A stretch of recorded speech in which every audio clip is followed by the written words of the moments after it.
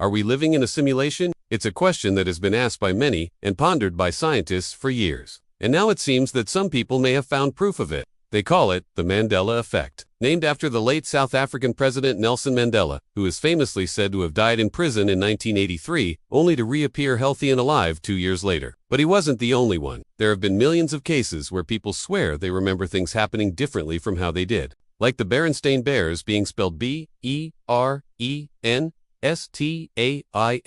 or the Monopoly Man's monocle. Or how about the Oscar Mayer logo having a smiley face on it when they were kids? Or the fact that the United States of America has always had 50 states.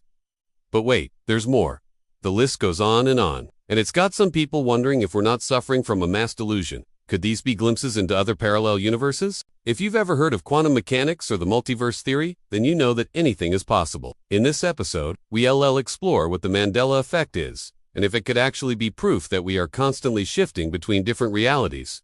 Welcome back to the channel. Before we get into the Mandela Effect, let us take a quick look at the science behind the idea that we could be shifting between parallel universes. According to quantum mechanics, everything in the universe is made up of tiny particles that exhibit both wave-like and particle-like properties. Now, don't worry, you won't need to understand all the complicated math behind this to follow along. Just know that these particles can be linked together in a way that allows them to influence each other instantaneously, no matter how far apart they are. This phenomenon is called quantum entanglement. Now, here's where things get interesting. Some physicists believe that these entangled particles can exist in multiple states at once. For example, imagine a particle that can spin either clockwise or counterclockwise. If it's entangled with another particle, both particles can be in a state of spinning clockwise and counterclockwise simultaneously until they are measured.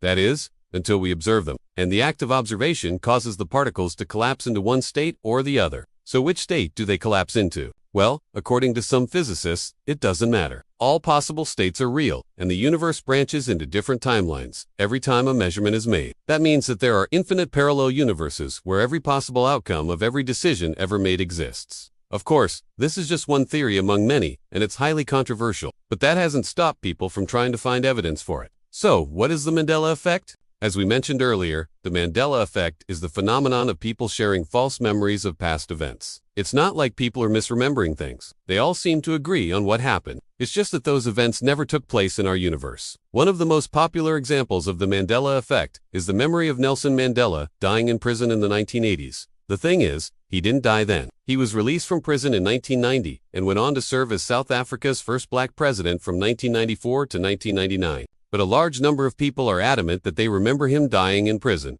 And it's not just Mandela. There are countless other examples of people sharing false memories. For instance, the Monopoly Man always wore a top hat and carried a cane. Right? Wrong if you check old Monopoly boxers, you'll see that the Monopoly Man always wore a suit and a cravat, but never a top hat or carried a cane. Similarly, the Oscar Mayer logo has always featured a smiling hot dog and a chef's hat. There never was a smiley face on it. And the U.S. has never had 50 states. Alaska was the 49th state admitted in 1959, and Hawaii became the 50th state in 1959.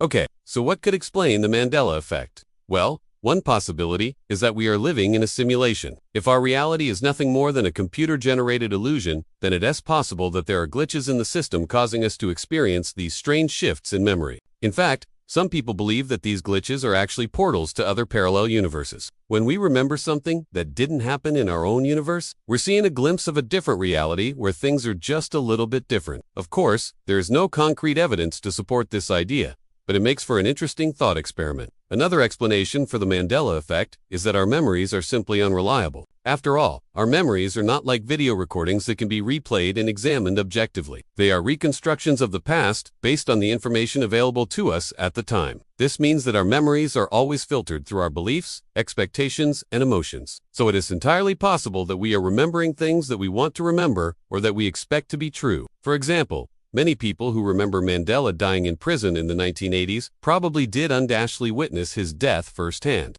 Instead, they learned about it from news reports or conversations with others. And since the idea of Mandela dying in prison was widely circulated at the time, it's easy to see how this false memory could have spread. However, there is another intriguing possibility. Perhaps our memories are not failing us. Instead, reality itself is shifting.